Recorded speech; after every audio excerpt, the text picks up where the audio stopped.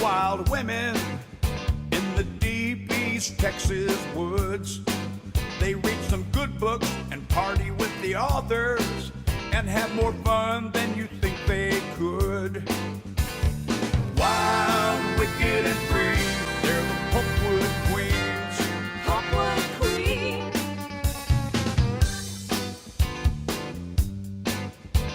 Hi everybody, I'm Kathy Patrick. Welcome to Beauty in the Book. Today we are talking to one of my favorite people in the whole wide world, Pat Conroy, and I'm so happy to call him friend.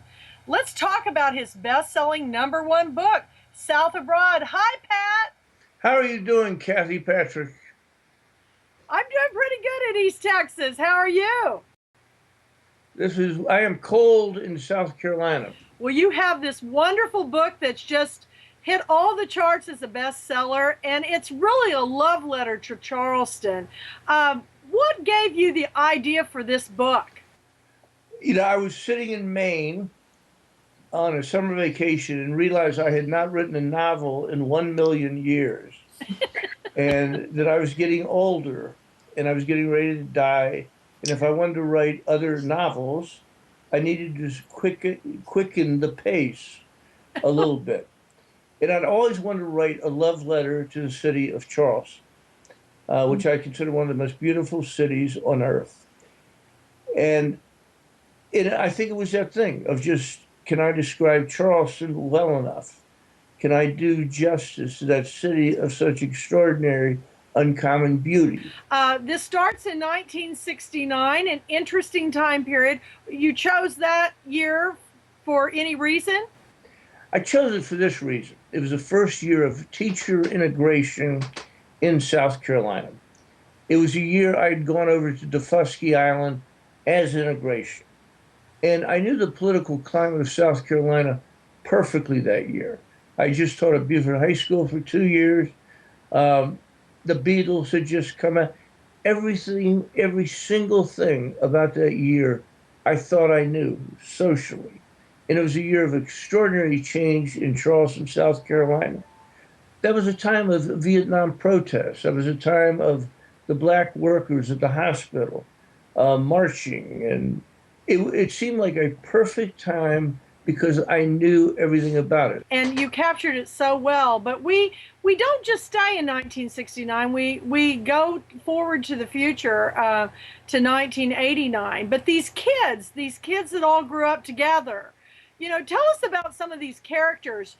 Were they, based maybe on some of your real life friends? Oh, of course.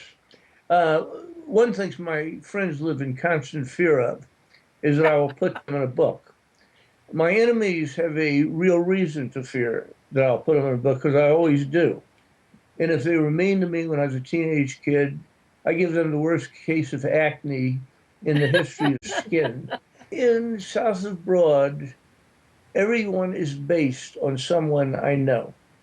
And usually they're based on people I love and people I know very well and people I want to celebrate. I tell you, what is amazing about me, you're an author who can make me laugh so hard I hurt and cry the next. You're so poignant in everything that you say.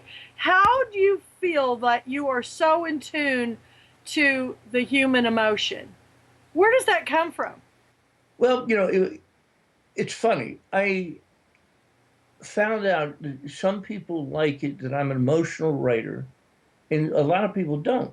They do not like that bringing out, that spilling of emotions that you're going to find with everything I write. It is not something I've set out to do. It's not something I planned in my career. It simply was there with every sentence I wrote. That my mother raised an emotional, passionate man. I've had several nervous breakdowns in my life, crack-ups, whatever you want to call them. And I've been suicidal for much of my life. And how do I be unemotional about that? I don't know how to do it. What I know how to do is to tell why I felt suicidal.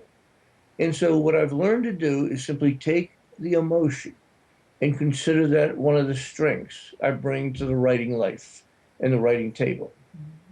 And what inspired you to become a writer? You know, I was thinking about my mother, Kathy, and my mother was one of those grand women who came out of the Depression hungry for their children to do better than she had done. And she read to us every night.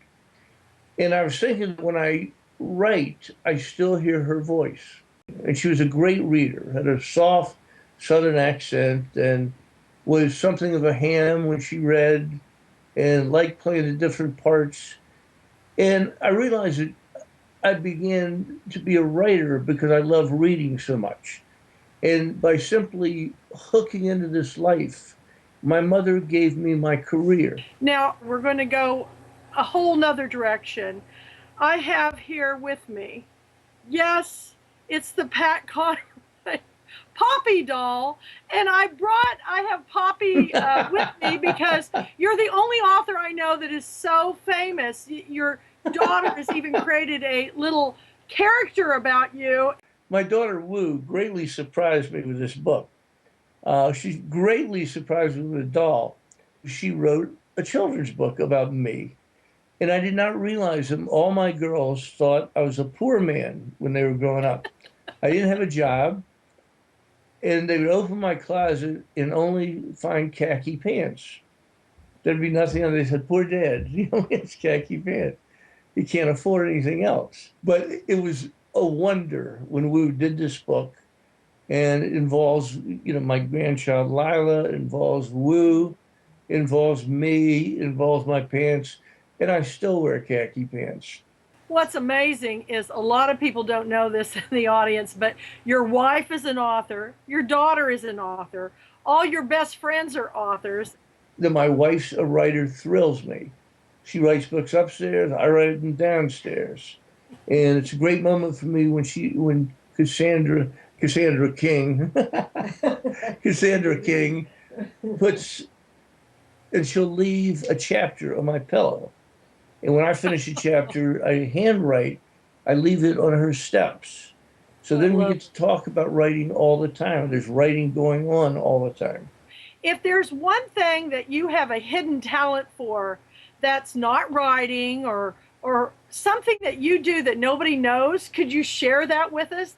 Here, I can tell you this. I have no talent whatsoever. Doug Marlette asked me to draw something for him. I drew a stick figure. I'm colorblind. I can't be an artist. I tried playing the piano once. I was lousy. Tried playing the guitar. Stunk. So all these things add up that writing is simply the thing that gives me the most pleasure and seems to be the thing I do the best.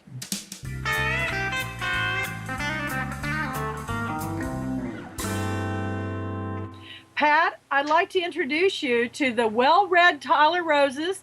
This is my Pulpwood Queen chapter with Julie Hardy, who's my head queen, and they're joining us, and they have some questions about South Abroad. Was Leo's sense of humor based on your sense of humor? He had a lot better sense of humor than I did. I don't think I think I like funny characters. I like people that can talk, people that can answer back, people that can make a reader open the pages and actually enjoy themselves. Do you make it a point to include socially relevant topics, for example, the Catholic priest in South Abroad? Yes. My father beat up my mother. As a little boy, my job was to run between them and try to fight Dad. So, I think for me, the writing it down becomes therapeutic for me. And it was only after this book comes out that we find out he's a pretty good guy. He's funny as hell. We didn't know he had a sense of humor. It was a complete mystery to me. So the book helped me therapeutically to find my father at last. Thank you so much for joining me today, Pat. Thank you to Julie and all your girls in Tyler, Texas. And Tyler, thank you Texas. for joining Beauty in the Say Book. hi to them other gals. Will do. Thank you so much for letting us be a part of this. Oh, it's wonderful. Thank you. And everybody that's listening, check out South Abroad by Pat Conroy. You are in for a terrific read. Thank you.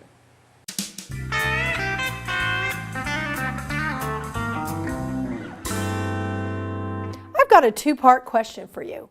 Can you name the actor who played the bully father in the movie version of Pat Conroy's book, The Great Santini? And hold on, can you also name the actress who directed the movie version of Conroy's The Prince of Tides? Go to our website to enter our Beauty in the Book giveaway. 10 people with the correct answer will be chosen at random to get a free copy of today's featured book, South Abroad by Pat Conroy.